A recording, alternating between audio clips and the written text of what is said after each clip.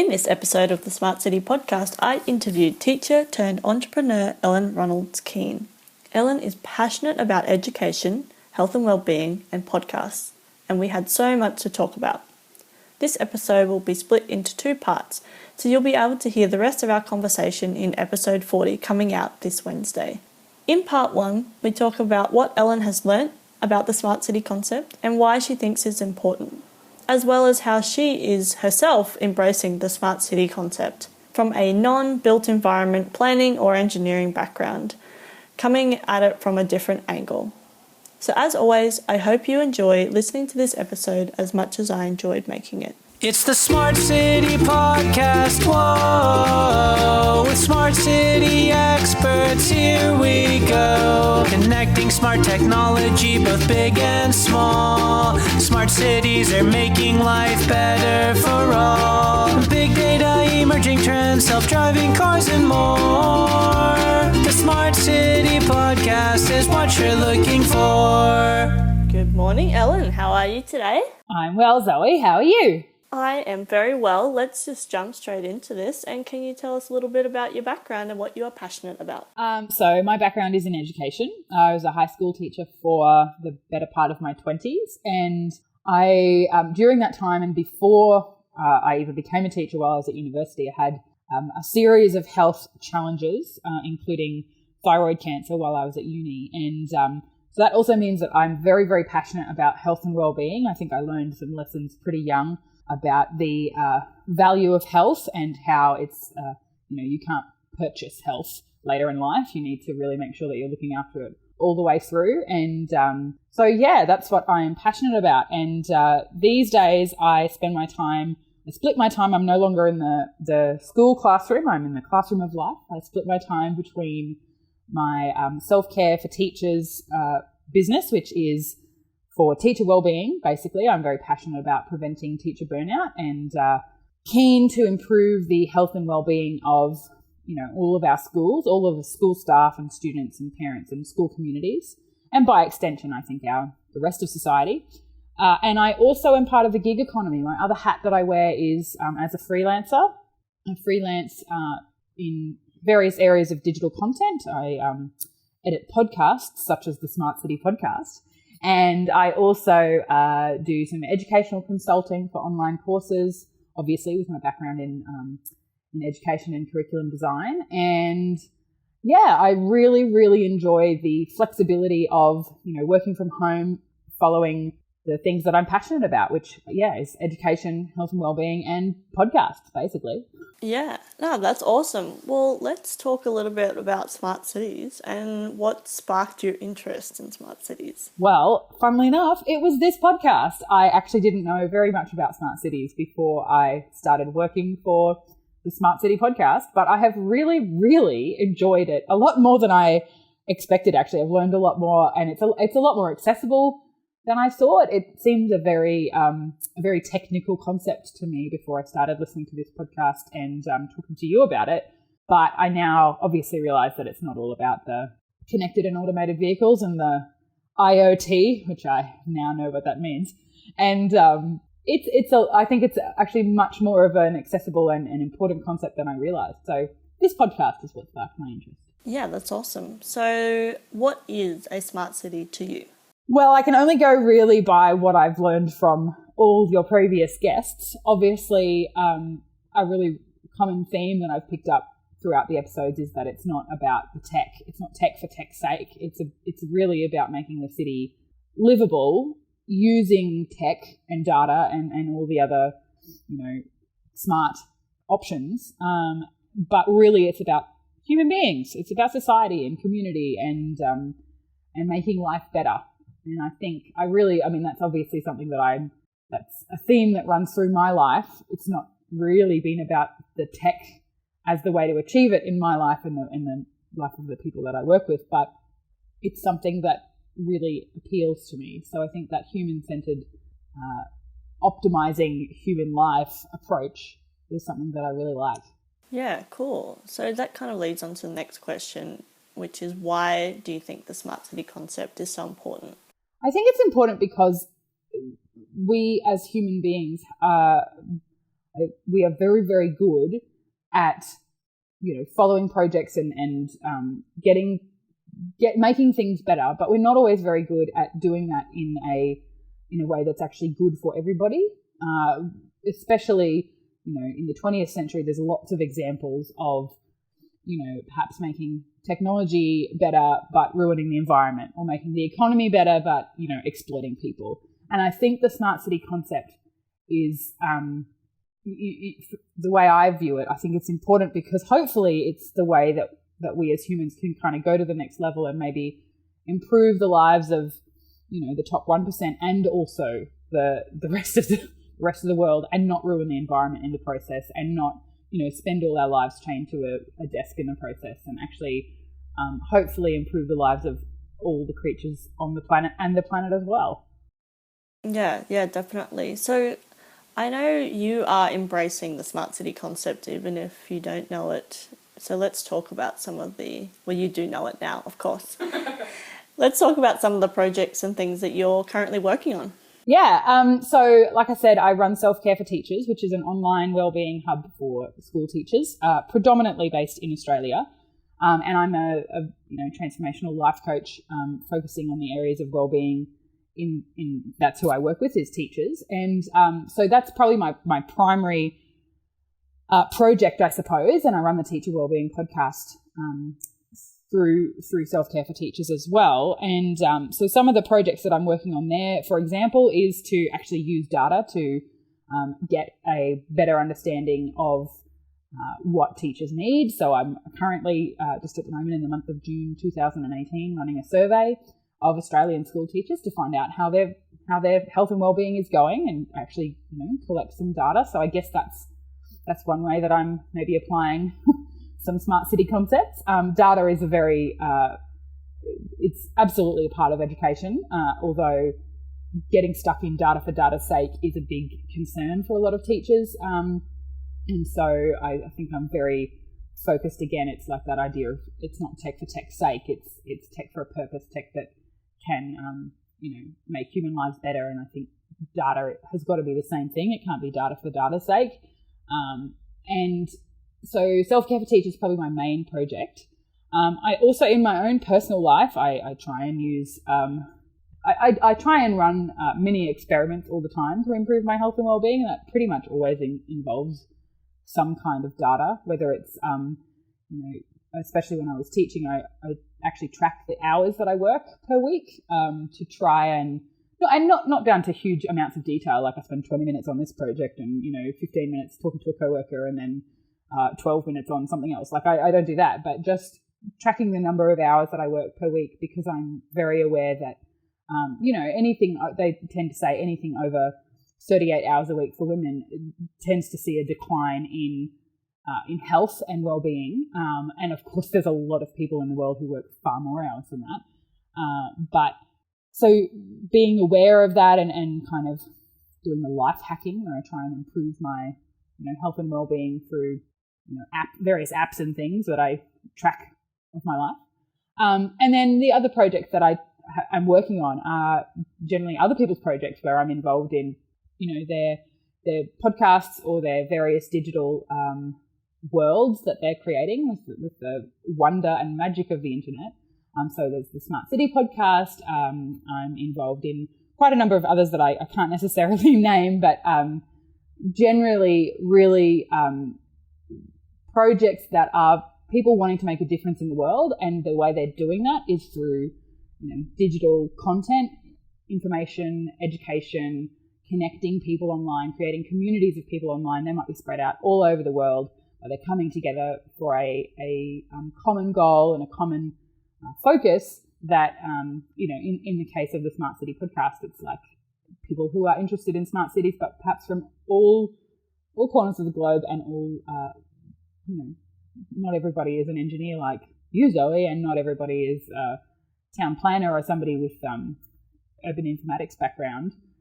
But there's loads of different ideas that can contribute, and I really enjoy being a part of those projects. And I'm actually, now that I've kind of adjusted to it, I quite enjoy the gig economy and the freedom that being a freelancer has given me, the freedom to run my day and look after my health and well-being in a way that works for me instead of against me, which is, and against my individual needs, which is what I found working for the government when I was working for state schools. There's not always a lot of flexibility, and quite rightly, we've got to run the classroom, so fair enough. But I really enjoy being a freelancer in that regard. I mean, there's pros and cons, but that's one of probably the biggest project for me in the last 18 months has been learning how to operate in the gig economy.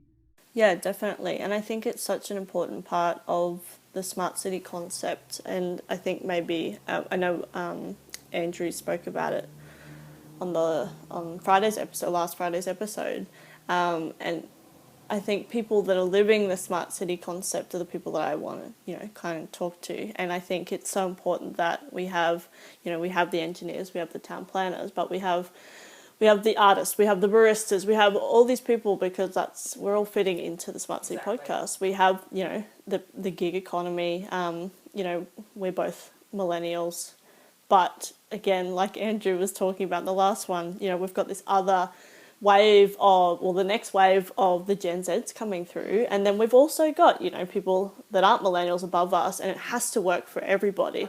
And I think the gig economy, not necessarily, it doesn't have to be the gig economy, but I think even the government can learn from the gig economy and vice versa, because we can kind of use that, task approach rather than you work these hours approach. And I think that's really important. And that's the only kind of way the smart city is going to move forward, because if everyone has to still drive to a desk, then we're not going to solve traffic congestion. We're not going to solve, well-being. Like, people don't enjoy sitting in vehicle. Well, I'm speaking for myself. I don't mind sitting in a vehicle, but I don't like driving. Think about all the things that I could be doing. But yeah, so definitely I'm excited that you're living the smart city concepts. Yeah, and I think really the world of business and freelancing is so vastly different to anything I was prepared for by my education degree. And again, fair enough, because I was prepared to go into a classroom and work for a school, whether or not it was an independent school or the Catholic system or the state system, which is where I spent my whole career.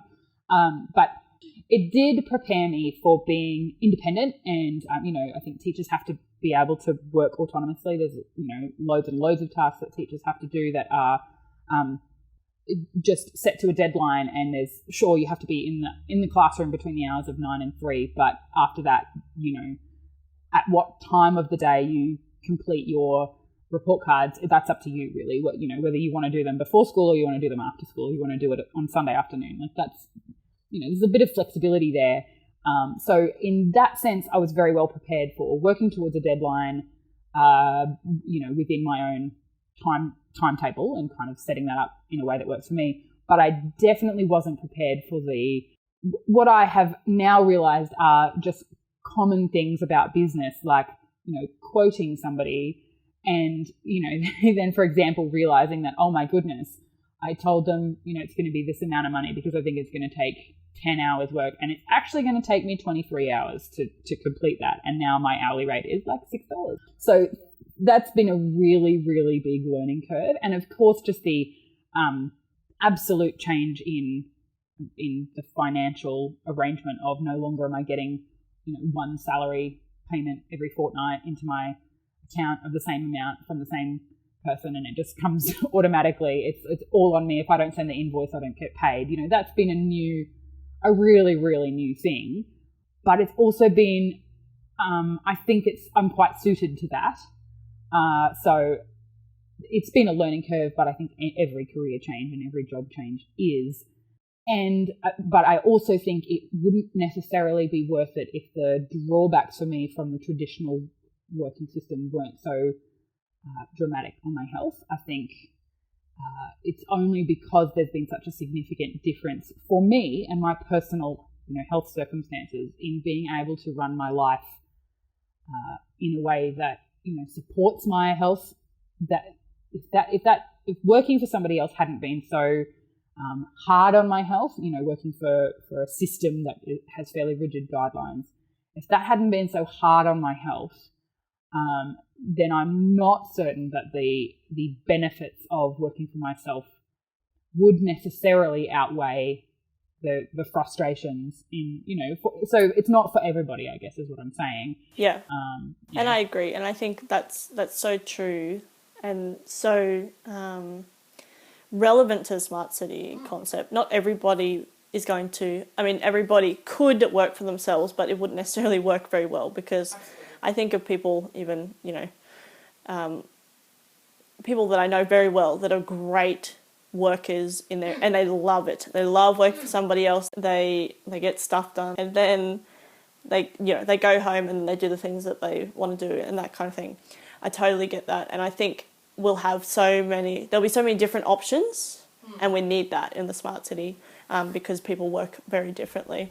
Absolutely. And there's no one size fits all, and I think the other thing, having a really strong insight into our education system, I think we are so good these days, especially in the last 20 to 30 years, we've been really good at identifying that children are not all the same. Individual children have individual needs, and we need to cater to that in our classrooms. The teachers are differentiating. That's the term that is used about meeting the individual needs of students in classrooms. And then we get out into the world of work. And I think this is really why there's maybe a really strong, whether it is a millennial thing, or whether it's actually just that there's been a big change in education. There's been lots of changes in education, but there's definitely been a change in education. The education that you and I had, Zoe, when we went through, it was understood that not every student sitting in that classroom was going to be learning in exactly the same way or at exactly the same rate. And so we were given this really, to the best of our various teachers' abilities, a bit of a tailored approach.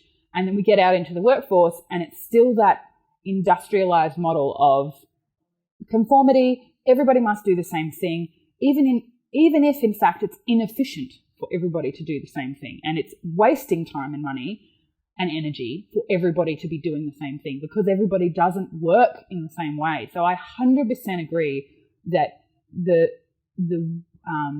some of the people that I know, and I think I'm a good employee as well. This is actually the thing. I'm a good employee.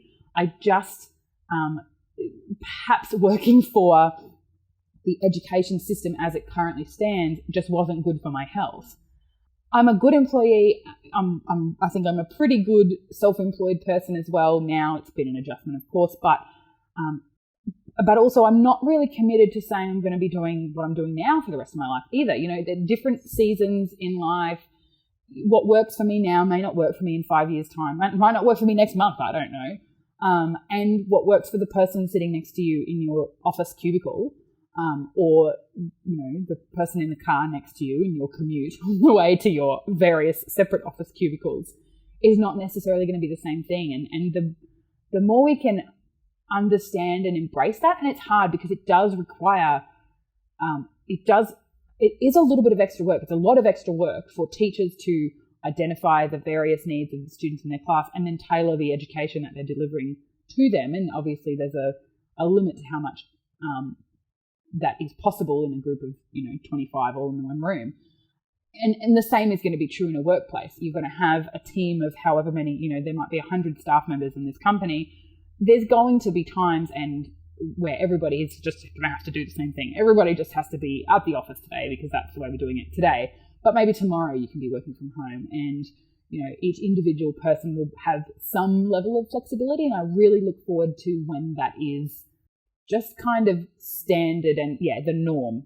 Yeah, no, I totally agree. And I think it's about working in a high trust, high respect environment, because an employee needs to be able to trust their employees, and that's not always the case. It's not all about the employee. Like, there's work that needs to be done. Obviously the person wouldn't be in business, but it's about creating that high trust, high respect environment. And I think it does take a bit longer because it's not the norm yet. But when it becomes the norm, it will still be effort. Like, it won't just work, because some people won't work the way you need them to work in that circumstance. And that's okay, because they move on to the next one, or they work for themselves or whatever. But yeah, no, definitely.